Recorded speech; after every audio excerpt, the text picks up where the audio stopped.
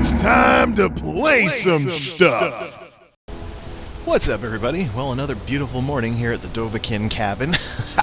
This is, of course, a mod, but it's not the mod we're going to be taking a look at today. Today we're not taking a look at companions or airships or anything fancy like that. We're going to take a look at a good old-fashioned house mod. Available on the Steam Workshop, it's called Alastherium, the ultimate Dovahkiin hideout. And today we're going to take a look at what exactly makes it so ultimate. So let's fast travel over there and take a look, shall we? Okay, this is Alastherium. You've already seen bits and pieces of this mod with the Dwarven Vacuum Transport Service, or thingy that I showed earlier. It's like those things at banks where you put something inside a tube and it gets vacuumed over to the teller. So I don't have any companions here because I don't need companion mods for this. Plus the pathing's a bit glitched on the balcony of this place, so it's possible for your companions to get stuck. So this is not a good place to bring companions, at least in this revision of the mod. As you can see by the map, Alastherium Sanctuary is located on the road to High Hrothgar, so it's a bit of a hike to get here for the first time. So this probably isn't a mod you want to get until you're high level.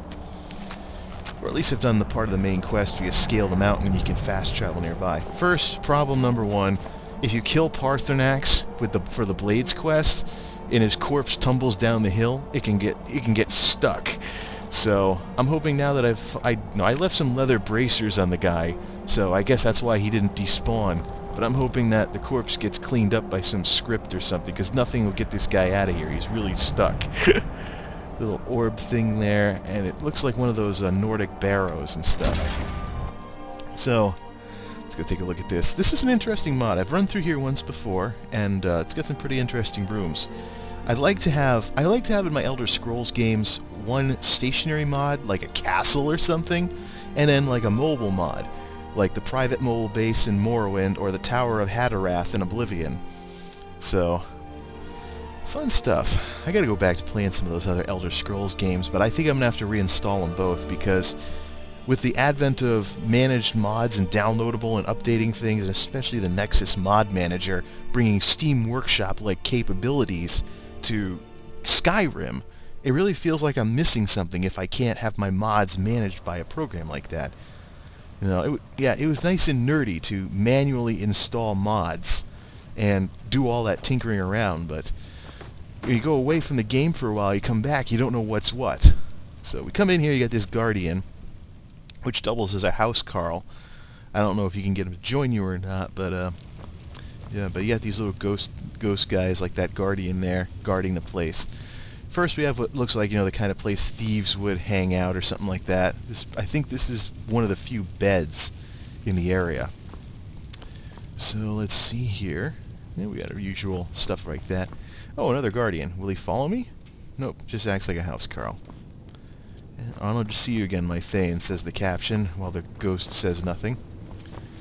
So this is pretty interesting. Okay, here's the first room, the crafting room. This is probably the reason why I have this mod. What does this chain do?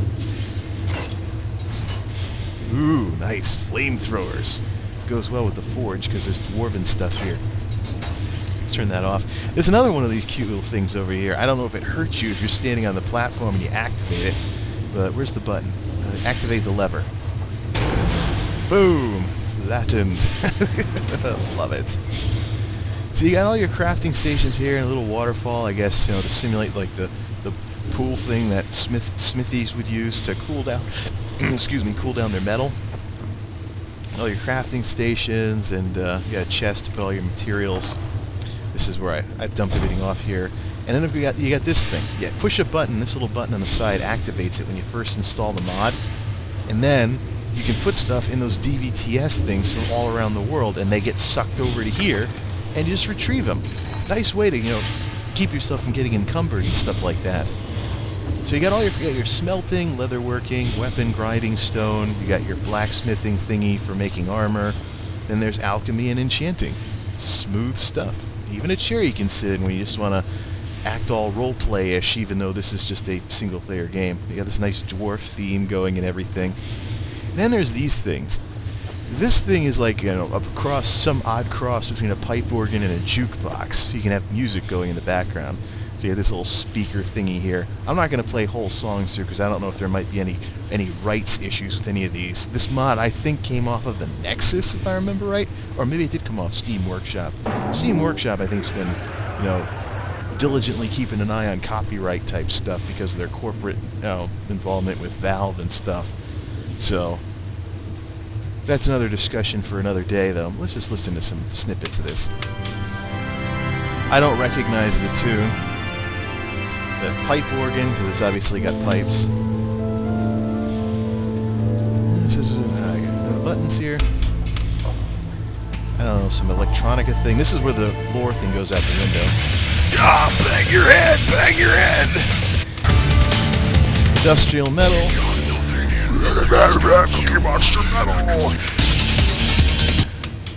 And then, what's this? I think it's like some synthesizer new age thingy. And then the stop button makes the whole thing shut up. There's a couple of these things scattered throughout the house mod. I don't know what the tracks are, whether they're Creative Commons or not, or if this mod's going to get yanked because of rights issues with the music that's in it, but hopefully it doesn't. So that's the crafting room. There's a bed here in case you're one of those people who's so tied to their craft they have to sleep in the same room as... alright. Let's do some more running around here. Okay, I decided to jump around a bit, not show me running through all kinds of hallways and stuff. This is the layer of agony. It begins with a torture room and comes to an arena where you can fight stuff. And there's still a few Dramoras there from the last time I spawned a bunch of Dramoras, so let's take them out. Begin with an iconic, of course. Let's Fusroda them, of course, for a little iconic thingy. Another one who seeks death. So anyways, yeah, those are left over because I was playing around with this earlier. I'm glad to see, though, that there is a cleanup script that cleans up a lot of the corpses after a while, because I had like 20 bears versus 20 wolves all fighting each other in the arena, or 20 Dramoras versus like 50 bears. It's really funny. You get chains, you get your little chain things. I think that brings down a portcullis. Yep. So you can close that. You can close that and then go upstairs. So that basically you got right here. You can activate. You pick what you want to fight here. You pick the number you want to fight there. Then pull this handle. There is no panic button though, unlike other mods that I've seen do this. So don't pick something that you can't beat up. So let's pick one. Let's just fight another Dramora, just as a demonstration. Pull the handle. The thing comes down and it's a fight to the death. There's no way to stop this. So, like I said,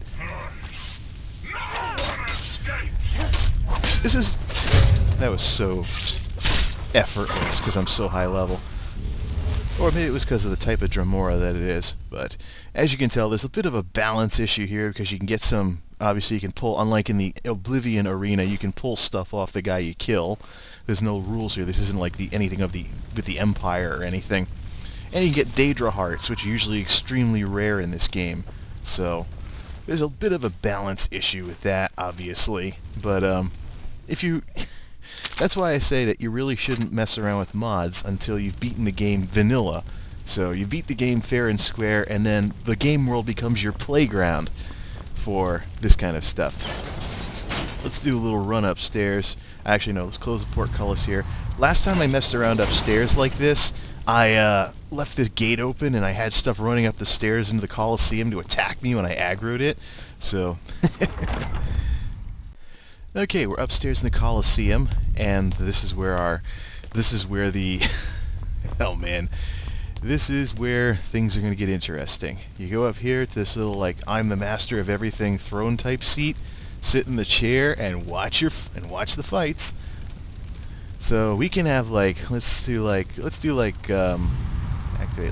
7... Let's see if, Flame Atronarchs have range attacks. So let's do, like, werewolves. Let's spawn a bunch of werewolves. And what are we going to fight against? Yeah! Let's do werewolves versus Dramoras and watch them beat each other up. 7 werewolves versus 7 Dramoras. Round 1. Fight! There they go. So obviously there's an entertainment aspect to this. Just remember to close the gate in case you aggro these guys, because otherwise they will run up into the stands and come after you. So if you're low level, that might be a problem. And it looks like these Dramoras are no match for these werewolves. They're spectators, some of them are guards, some of them aren't. These little ghost things keep watching them. Are any of those werewolves getting taken down at all? Let's add some more Dramoras. Oh, here they come. I'm getting out of here.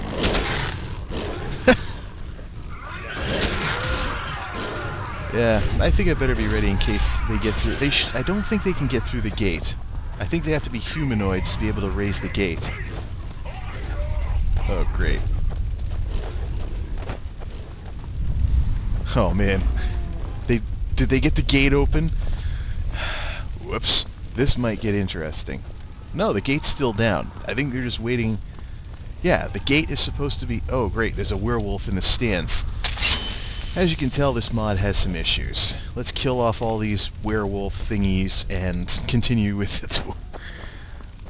The thing is, I don't think these... Oh, brother. They're loose! The beast is loose! Alright, let's kill these. Yeah, let's kill the werewolves. I think the spectators are indestructible, though.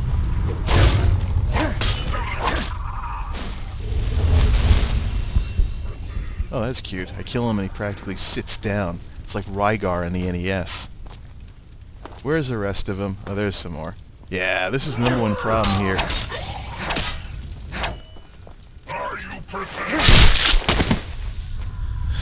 Let's clean up the rest of this mess. Okay, I'm not seeing any more hostiles on the radar, so I think that might be something for the mod author to take a look at in future revisions of this mod, is making this portcullis a little more foolproof.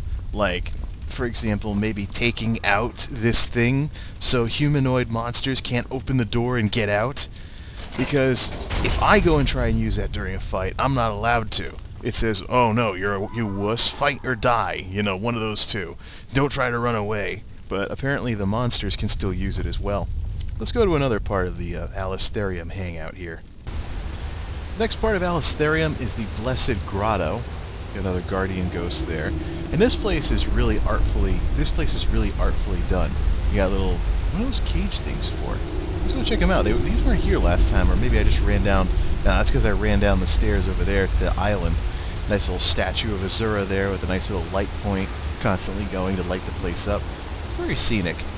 This is basically the bedroom part of the mod. And if you got... What's this? Ooh, crimson nern roots, gleam blossoms, lots of nice plants here. So I guess it is kind of like your garden and your bedroom and stuff. If you've got young kids and you think a statue of Dibella is too risque, I suggest you not have them when we get to the bedroom, because it's kind of based on the Temple of Dibella with those Renaissance-style statues. So if you're one of those folks that's like, oh, we don't want our kids to see like stone statues in the shape of human figures and stuff. Yeah, that's probably not the best place. So, I don't think we'll have a problem with that with the audience I have here. I hope we're all mature adults that can handle that stuff. It says, activate valve. What's that do? Water the plants? Yep. This mod's kind of nice. So it's kind of like Hanging Gardens of Babylon here or something, where, well, it's a garden and it's hanging. Or can you, like, pick stuff? Let's pick something like the hanging moss. Click that, and if you water the plant, does it... Oh, that's cute. Oh man, this is so cheating. Harvest hanging moss. Let's harvest all the hanging moss. Yep, we got it all. And we just water the plants and more grows, right? Ooh, no. It's just for show. Okay, I thought that was kind of like, you know, water the plants and they grow. But it's kind of a nice touch that they got this in here. I think there is like a regrow timer, like it takes like a month in game or something for herbs to regrow, so you can pick them again. But okay, I was wondering, I guess I must have missed this when I came through here the first time, or maybe the mod's been updated since then, and the new version has added these hanging garden type things. That's kind of cool, actually. So you got your little alchemy garden. You can then take it to the crafting room, and you can craft all your potions and help level your skills up. Same thing with the fighting arena too. And let me guess, this Temple of Dibella here. Mara, Giuliano, Stendar. Oh, the entire... What's this statue? Statue of Nocturnal, though, doesn't do anything, or where that is. Giulianos. Of course, there's these, like, divines things in other areas, too. Haven't jumped in the pool yet to see, or the lake thing, to see what it's like swimming around in there, but it seems like every house mod I play with in these games, in these Elder Scrolls games, has some kind of pool. Anyways, let's do some running around here, and let's get over and check out this island. Now we're down on the island. I guess this kind of acts as some kind of, like, banquet hall or something, even though nobody's here. You got, like, you know, food and stuff out on the big, huge table in this cave with trees. I don't know what that ship over there is. I took a look at the ship when I came through here the first time. It didn't do anything. It was just a ship. So I don't know if there's plans for that or if you can sail out of there to, like, Solitude or something like that. But I don't really... That ship, I don't know. But anyways, let's go on to the master bedroom in this house mod, which I use the term house very loosely, obviously, because this is more of the matter of some, like, ultimate Dovahkiin hideout type thing. Anyways, this is the master bedroom. Any prudes that are in the audience, look away, because, oh no, Dibella statues! Dibella statues, big huge bed, and wow, look at all this lighting. Talk about rise and shine type weather. Rise and shine type lighting here. Of course, we got those little lamp thingies and stuff like that. And apparently, for whatever reason, we're a little ways above a thing full of water. So, yeah, not bad for a master bedroom, if I do say so myself. But where's all the light coming from? This is deep underground. Well, if it's in the side of a mountain, I imagine maybe I could find these windows on the outside and see what they correspond to. There's some other beds too, some regular beds, I'm guessing, just as like an RP thing if you have lots of companions, like with the UFO mod and stuff. But that's the bedroom, and I really feel like some kind of real estate tour guide here. Dibella statues all around, of course. And of course a shrine of Dibella in back of the bed. Gee, I wonder why the love goddess has a shrine in the master bedroom of a house mod.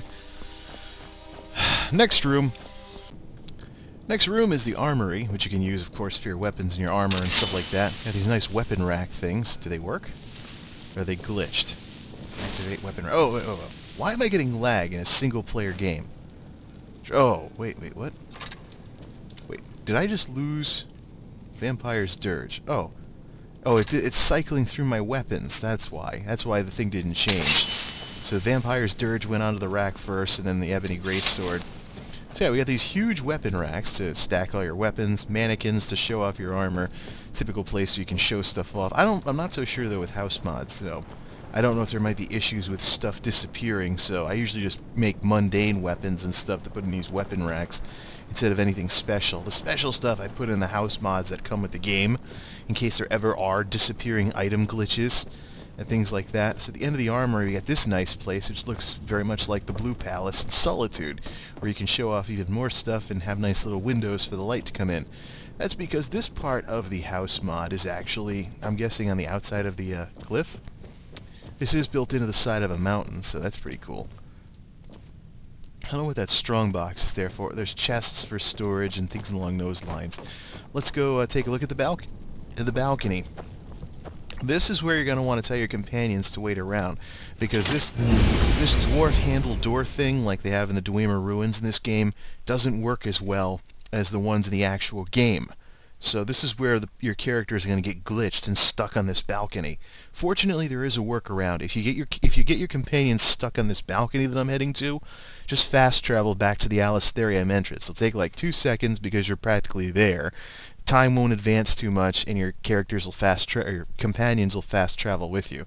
This is one of the issues that needs to be worked on in this mod, because for whatever reason, when your companions get out onto this balcony, they get stuck, and they can't take the door back into the stronghold when you do. So I don't know. I don't have much of a view because it's nighttime, but yep, as you can see, the place is built into the side of a mountain. It's got this nice dwarf look to it, but I don't see where those windows are. A little chair you can sit in to admire the snowy scenery. Oh, maybe that's it. Is that... What are we looking at? We're facing down... Oh, no. That's High Hrothgar we're looking down on. Just say, is that part of the... That's the fortress of High Hrothgar. No, it's not part of the mod. So a little bit of an indoors outdoors issue thingy here with this, where you got windows but you can't see them from the outside. Or maybe it's because the mountain's covered in snow and the light gets through the snow but you don't see anything. So one of those deals. Although I do know from my experience with snow in the wintertime that enough snow can darken things a bit, but you really need a ton of it. Anywho, last area, Hall of the Great Void. This is where things get interesting, because it's probably the worst part of the mod in terms of coding and programming. This is where the mod author just went all out and just totally blew the engine of the game. If you have anything other than a Core i7 with multiple video cards, you're probably going to get a slideshow here. I know I do with my Phenom 1090Ti and Radeon 6800. So, but you know, this, and ooh, it's up here. I don't think I went up here last time. Last time I just went straight through. I don't know if we're higher up or something. Oh, we're going to have to check that out. We'll come back to that. For now, let's check out the part of the mod that I checked out the last time I was here, which is the Void Cathedral. Now, when you get here, of course, this drawbridge thing will be up, but you can use the magic stone thing to make everything fall down. As long as you don't fall down, because it's a long way down. Probably instant death from this height. And we go through here, and things start looking really weird really quickly. So this cathedral, this cathedral thing, it's kind of similar to the Vampire Cathedral in Dawnguard, which is probably why this mod requires it. There's a portal there, but we're not going to use it yet. Come through here, Shrine of Akatosh, there's shrines to the divines, and then obviously this is from the Vampire Cathedral. Another one of those pipe organ jukebox thingies. And then a throne, interestingly enough, instead of an altar, despite this being a cathedral. Kind of weird. This is also where you get like a sword in the stone type thing, and you'll find this Terror Edge, which is a 1 pound sword, and it's a two-handed katana, daikatana, whatever, and it's that fast. So if you want to go through like wah wah wah, chopping stuff to smithereens like it's some kind of Ginsu commercial or something, who remembers those, right? You'll often find it right here in the middle of this eyeball thing. So that's kind of the entry in that's kind of the Uber weapon entry for this mod in terms of Uber weapons. Now, this portal here is where things get really dicey. You go through the portal, and after a load screen, you end up in an area very similar to the Soul Cairn, with lots of ambient noise, where you walk on water and there's invisible walls at the edge.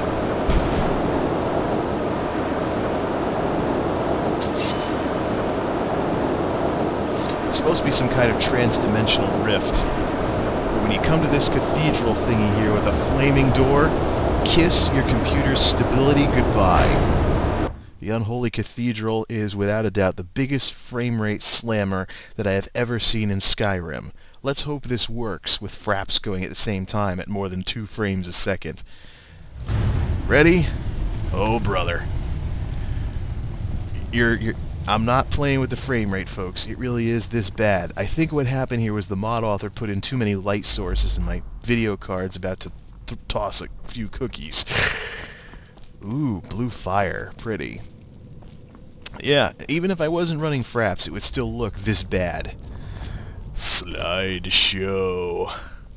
I don't see any clouds of smoke coming out of my computer yet. So, yeah, so you have this entrance thingy here to, I don't know if there's a way to open this gate yet, because I haven't spent much time in this slideshow cathedral, but there's I guess that's the Eye of Magnus. There's a little puzzle thing here. If you want to put up with another slider puzzle thingy, you can. I haven't done it yet. I'll come back maybe some other time and figure it out. They got this big dragon skull thing. Yeah, it is a weird cathedral thing, but what ruins this, I would actually figure out the puzzle and see what that Eye of Magnus thing's all about if this wasn't a complete and total slideshow like this. I mean, look at it. This is awful. Too many light sources. Whoever made this mod should put in some efficiency tweaks. I mean, Bethesda put in some efficiency tweaks for Skyrim, and now this game that came out in 2011 runs better on my computer than Oblivion that came out in 2006, with far better visuals. So there's no reason why modders have to be making games like this. At all. One last look at the slideshow. And now we can head back where my computer won't struggle just to show everything on the screen. Actually, no. Cancel that. I did some playing around with the statues and got the gate to open. Let's see if this is the actual Eye of Magnus or if the modder was just using the mod. Everlasting Shrine. It's killing me, whatever it is. What's it doing?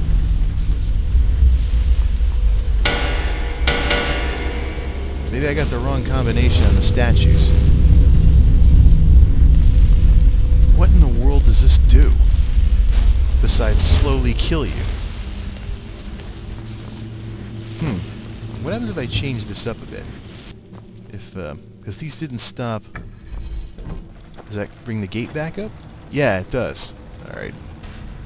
Interesting. Well, I'm gonna have to do some reading or ask the mod author what this is all about. Pull the lever. We got the combination right already. We'll at least leave it open. Oh, strange. Let's get out of here. Okay, we're out of the trans-dimensional whatever that was supposed to be. Let's take a look at what that is over there. Come down here, and then... Let's see. Oh, wait a minute. See, when I first came over this bridge, I suddenly got some blessings out of nowhere. It said, Blessing of Ethereal. Oh, there it goes. It hurts, though, I think. I don't know if this might have anything to do with... How's my health? That's still full. I don't know if this might have anything to do with that cathedral and something got delayed or something, but let's see what this is. Activate lever. For what? Oh! Little spider thingies in there? Dwarven spiders. This is the mystery ledge over in the corner that I didn't notice last time. Maybe I was half asleep when I came here. Excavation began. It'll take at least one day. Come back later. Excavating what? Oh! So those spider thingies are going to work digging tunnels or something? Let's walk out of the room, advance time one day, come back and see what we've got. Yeah, I really think that those blessings of ethereal, or whatever it was, are based on that frame rate slammer thingy that I had earlier. So maybe it's just that much of a slammer that it took that long for the event to process. Then again, for whatever reason, I'm getting lag in a single-player game. How that's possible, maybe it's fraps, I don't know. I do have it recording to a different drive than what I usually use, so... weird. Anywho. Okay, we're back. What do we got here? Oh, wait a minute. Interesting. Quicksilver. A bunch of ore in this little thing. Was this here before? I think this might be what this is all about. These little spider robot things go and they dig in the mines below and bring back the ore. Let's try that again. Take at least one day. So let's just try this one more time. So this thing is empty right now. Let's come back one day later, in-game time. Okay, one game day later, and we've got more ore. So that's what that is. It's basically a bunch of nice little spider bot thingies that go, dwarven spider bots that go mining for you and bring back some ore. You do have to leave the room, though, in order for them to actually do it. There's a little scripting thing in there where you do have to leave the room and come back a day later. But otherwise, yeah. So I'd say that this mod, of course, for balance reasons, would not be a good mod to use while leveling up or beating the game the first time, but coming back a second time, if you want to have a little boost that way, or going for 100% complete, yes, definitely, this mod is, one heck of a house mod. And we're back in the Blessed Grotto. One last thing before we call it a video here, because I know everybody's curiosity is going to get the better of them if I don't do this. Let's just go through... Probably cast Candlelight. Let's cast Candlelight. I know there's no hostiles in here, so I don't have to worry about fighting anything. Just to show you that the ship is just a ship. Either that or I missed something the last time I was in here. See? It's a ship. And if we go through this door thingy here, I don't see any way of going below deck. Unlike with the airship that had a flight of stairs. This door. Open. Strange boat. I don't know if maybe there's a hidden quest in here or something like that, but what exactly... I don't know what the point of this boat is. We go below deck, and that goes back to the Blessed Grotto. Go in here. Search dresser. What's in here? Just some clothes, of course. What's over here? End table. Roll of paper. Nothing exciting.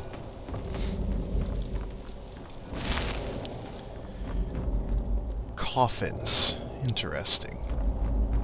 I don't know if this is supposed to double as storage of some sort. Kind of a morbid storage, if you ask me. Down into the bottom of the boat. Nothing. Nothing at all. This boat doesn't sail anywhere. It doesn't function as any kind of way to fast travel to cities or anything. I guess it's just extra storage. Rather morbid storage at that. But I just came back, even though I knew this thing didn't do anything, I just came back here because if I didn't, I know full well everybody's like, why didn't you check out the boat? What about the boat? Hey, is that boat really just a boat? Yes, a boat is a boat, of course, of course. At least here. Maybe there'll be more stuff with this boat later on, but now I think it looks like it's just storage. Well, that about wraps up the tour of Alastherium. I definitely say it's definitely an interesting mod worth checking out. It is a nice house mod, but once again, I use that word house I use the term house very, very loosely, because it's, as you've seen, a gigantic, cavernous hideout. But for somebody who doesn't mind maybe a little bit unbalancing type stuff, I can't recommend this enough. It's got a little of everything here. Now, if I can only figure out what that frame rate slammer cathedral was all about, maybe I'll come back later and do another video if I ever figure out what that's all about. So, till next time, this is MultimediaJay signing off. Thanks for stopping by, and game on!